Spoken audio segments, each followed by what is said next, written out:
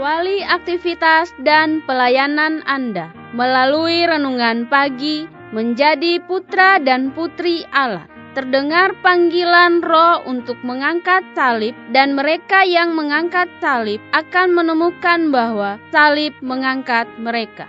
Dituliskan oleh Ellen G. White bersama Pendeta Denny Kanajo. Selamat mendengarkan. Shalom, salam sejahtera untuk para pendengar dimanapun Anda berada saat ini. Kita berjumpa kembali dalam mendengarkan firman Tuhan melalui audio Renungan Pagi pada tanggal 25 Maret 2021 dengan judul Penampian Petrus dihasilkan dalam pertobatannya. Sebelum kita melanjutkan bacaan renungan kita pada saat ini, saya mengajak untuk kita berdoa. Bapa di sorga, terima kasih karena kasih dan rahmat Tuhan luar biasa bagi kehidupan kami, terlebih sepanjang malam di dalam tidur kami, hingga tiba pada pagi hari ini kami dibangunkan dengan satu tubuh sehat dan segar. Kami akan mempelajari kebenaran firman Tuhan, curahkanlah kuasa Roh Kudus-Mu kepada kami. Terima kasih Tuhan Yesus, ampuni kami Bapa, kami sudah berdoa hanya di dalam nama Tuhan dan Juru Selamat kami. Amin. Ayat inti kita terambil di dalam Lukas 22 ayat 31 dan 32, demikian firman Tuhan. Simon, Simon, lihat, iblis telah menuntut untuk menampi kamu seperti gandum. Tetapi aku telah berdoa untuk engkau, supaya imanmu jangan gugur, dan engkau, jikalau engkau sudah insaf, kuatkanlah saudara-saudaramu. Mari kita ikuti penjelasannya. Sebabnya begitu banyak orang-orang yang mengaku murid-murid Kristus jatuh ke dalam pencobaan yang berat, ialah karena mereka tidak mempunyai pengetahuan yang benar akan diri mereka sendiri. Disinilah di mana Petrus sudah ditampi dengan seksama oleh musuh. Kalau kita dapat mengerti kelemahan kita sendiri, seharusnya kita melihat begitu banyak yang harus dibuat untuk diri kita sendiri. Sehingga kita akan merendahkan hati kita di bawah tangan Allah yang berkuasa.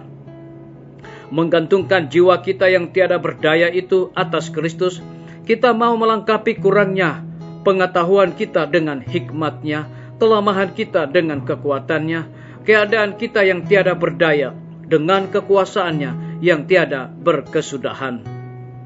Petrus jatuh karena dia tidak mengetahui kelemahannya sendiri. Dia pikir dirinya kuat.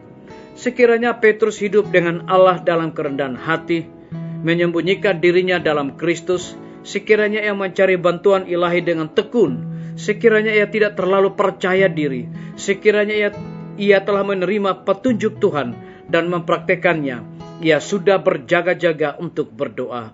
Sekiranya ia menguji dirinya sendiri dengan teliti, Tuhan sudah pasti memberikan kepadanya bantuan ilahi dan tidak akan perlu lagi penampian iblis. Tidak ada kuasa pada seluruh tentara iblis yang dapat melumpuhkan jiwa yang berharap dengan keyakinan yang tulus dalam hikmat yang datang dari Allah. Perhatian khusus Kristus bagi Petrus itulah yang menyebabkan pemulihannya. Iblis tidak dapat berbuat apapun terhadap pengantaraan Kristus yang berkuasa atas segala-galanya. Maka doa yang dinaikkan oleh Kristus bagi Petrus dinaikannya juga bagi semua orang yang rendah hati dan menyesal karena dosa. Petrus berdosa terhadap terang dan pengetahuan dan terhadap kesempatan-kesempatan yang besar dan mulia. Kepercayaan pada diri sendirilah yang menyebabkan dia gagal. Maka kejahatan inilah juga yang sekarang bekerja dalam hati manusia. Mungkin adalah maksud kita sendiri, hendak benar dan berbuat benar. Tetapi pastilah kita akan sangat bersalah kecuali kita menjadi pelajar-pelajar yang tetap dalam sekolah Kristus.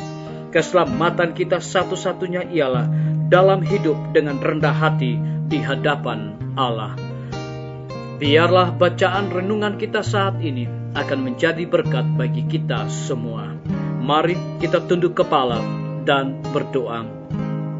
Bapa di sorga, terima kasih oleh karena kebenaran firman Tuhan pada pagi hari ini menceritakan tentang pengalaman penampian Petrus dihasilkan dalam pertobatannya. Terpujilah namamu ya Tuhan. Pada saat ini hamba berdoa untuk pemerintah kami. Tuhan memberkati Bapak Presiden bersama dengan wakil dan seluruh menteri dan stafnya. Hikmat dan pengetahuan sorga Tuhan berikan kepada mereka agar dapat menjalankan roda pemerintahan di tengah-tengah pandemi saat ini, dan juga gempa bumi, bencana alam, longsor, banjir yang terjadi di mana-mana dan juga gejolak yang lain. Kiranya dengan kuasa Tuhan, pemerintah kami dapat mengatasi semuanya tepat pada waktunya. Kami juga menyerahkan para tim medis ke dalam tangan kasih dan rahmat Tuhan. Berkati dokter, perawat, bidan, dan semua para relawan kesehatan yang ada di setiap rumah sakit puskesmas yang ada di Indonesia. Mereka melayani tanpa pamrih Tuhan, tanpa mengenal lelah. Oleh sebab itu Tuhan lindungi, pelihara mereka, berikan kekuatan, kesehatan, dan dedikasi sorga agar mereka terus melayani dengan penuh sukacita di tengah-tengah pandemi saat ini. Kami berdoa untuk guru-guru, kepala sekolah, dan semua siswa dimanapun mereka berada. Mereka sangat membutuhkan akan hikmat dan pengetahuan sorga di tengah-tengah pandemi saat ini, walaupun mereka harus belajar dari rumah. Kami menyerahkan pimpinan-pimpinan gereja Tuhan, dari tingkat yang tertinggi sampai kepada gembala jemaat dimanapun mereka berada. Di dalam pelayanan mereka di tengah-tengah pandemi ini Tuhan, mereka juga membutuhkan kecurahan akan Roh Kudus. Kami juga berdoa bagi TNI, Polri, PNS, wira swasta, petani, pedagang, nelayan, tukang Grab, dan saudara-saudara kami yang ada di dalam penjara. Mereka sangat membutuhkan pertolongan Tuhan, kekuatan, kesehatan, dan juga biarlah mereka menjadi saluran berkat di dalam segala tugas dan tanggung jawab mereka. Kami teringat para pendengar yang setia dimanapun mereka berada saat ini yang berulang tahun. Biarlah dengan bertambah usia yang Tuhan percayakan bagi hidup mereka, mereka juga bersyukur dan melayani Tuhan senantiasa. Terima kasih Tuhan Yesus. Dengarlah doa kami Bapa, dan mau mengampuni segala dosa kami, karena kami sudah berdoa hanya di dalam nama Tuhan Yesus dan Juru Selamat kami. Amin. Sampai jumpa. Tuhan Yesus memberkati kita semua.